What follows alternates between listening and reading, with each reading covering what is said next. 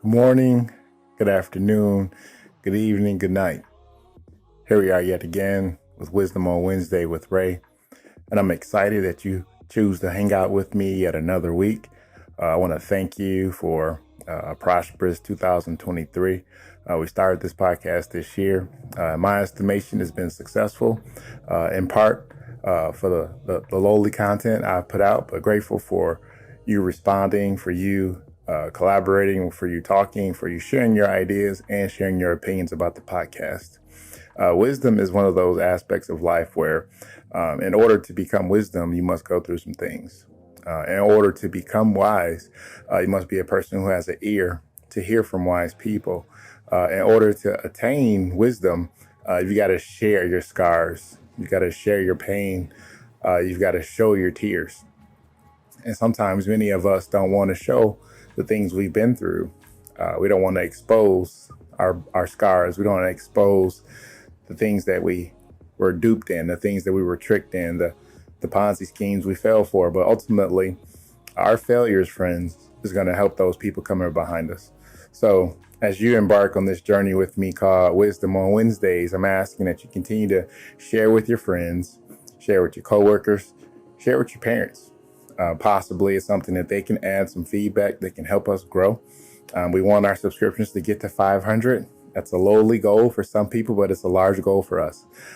So a wise person knows he needs help. So I need your help. Do me a favor, hit that subscribe button. If you're not subscribed, if you are subscribed, hit that share button and that like button so we can go ahead and push out the algorithm so YouTube can be our friend. So I've already rambled enough about you all helping me. So here I'll try my best to share some information that could possibly help us all. My iteration for Wisdom on Wednesdays today is this, and it's easy. This will be a short session today. In order for us to be wise, to continue to walk in a wise manner, to continue to move in a wise posture, we're going to have to learn to let some things go. That sounds so much easier than it actually is to be actionable. Learning to let things go will allow us to move forward. But all the things, friends, that we need to let go aren't always hurtful things. The things we need to let go aren't always things that marked an agonizing point in our life. They weren't things that marked us as, I'll never do that again. You see, some of the things we need to let go are some of our accomplishments, some of our successes, some of our certifications, some of our graduations. I know this is going to be a very unpopular topic today, but hear me out. Some of our successes actually have created complacency in our current state. Some of the things we did 10, 15, 20, and some of us 30 and 40 years ago, we're still living off of the celebration of old success. And when you live off the celebration of old success, you stop trying, you stop striving, you stop studying, you stop working. There's people who've been married for a very long time. They're married, but their marriage has been over for a very long time. The thrill is gone, as some of them say. The husband doesn't study to see if his wife's having a poor day, taking time to stop and get flowers, write a note, give a card. Some wives don't pay attention to the needs of their husband because they become roommates. You see, a successful marriage 15 or 20 years ago has now become boring and complacent because now we're not striving to make it better. We're not excited anymore about taking things to the next level. You see what I mean now? Just because it was successful 10, 15, 20 years ago doesn't necessarily mean that you're going to be able to ride into the sunset off the coattails of your successes of the past. Some of us are in jobs. We attain those jobs, attain those careers with our scholastic ability from 10 or 15 years ago. And now we're sitting at a space of plateauing. We got the promotion. We have the employees working for us. But now it seems like we're stagnant. And all the up and comers are coming out before us and coming ahead of us on all the projects. What's going on with my career? Well, I'll tell you, friend, what happened with your career. You got the goal, you got the job, you got the raise, and you got stuck. Just because you attained your goal doesn't mean you should stop working. Just because you didn't let go of what happened for you 10, 15, 5 years ago, it doesn't mean you should stop, become stagnant. You see, wisdom allows you to understand that you have to continue to be your own parent. Nobody's waking you up in the morning anymore. Nobody's telling you to go and study anymore. Nobody's telling you to do your chores or work on yourself or learn how to articulate yourself anymore. You have to parent yourself. You have to be the person who motivates yourself every single day. You see where this is going today? We got to learn to let go of past successes, because past successes can make us complacent. Past successes can make us arrogant. Past successes can make us feel like we don't need to take information from anybody. Past success can make us feel like we are the creme de la creme, that we've already attained.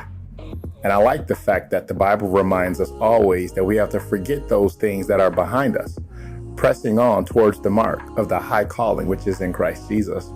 And in layman's terms, what that means is the Apostle Paul was helping us understand that if I want to keep my motivation, if I want to keep my drive, if I want to keep the urgency and the passion in my eyes, in my heart, I can't be complacent with the things that I've already done well. I can't be excited that my church is growing after 6 years. I can't just be at a space of saying we baptized 31 people this year and I am so excited, humble brag. But the fact of the matter is, if I stay and I get excited and pat myself on the back so much that I break my elbow, next year we'll just be riding on the same coattails of what we did last year. Does that sound familiar, friend? Last year I did this. 5 years ago, I did this. 3 years ago, I did this. Janet Jackson had a song, "What Have You Done For Me Lately?" You see, we have to be at a space where we're constantly, not relentlessly, let's make sure we're clear, constantly challenging ourselves to go to the next level. Not to a space where you're competing with other people, but to a space where you're competing with yourself. That you're no longer satisfied with your past. That your past gives you the fuel to go towards tomorrow. That your past gives you a measuring stick of where you've been. But now you can take yourself to a higher level. You can take your goals deeper. You can take your goals wider. You can take your goals higher, because now you've tasted success. You see where we're going? If you don't have anything to lean on, it's hard to measure where you want to go. So we're going to have to learn to let go of those things that worked out. We're going to have to let go of those successes. We're going to have to let go of our fears of not failing in the same way that the fears of failing or not being successful in a manner in which we were successful prior. We have to be willing to trust that we're going to be able to do those things that we set out to do. We're going to have to trust that we're going to be able to attain the goals that we set out for. And the way to continue to trust is to continue to try. Because if you try and you fail, you learn something. You learn that's not the way to do it.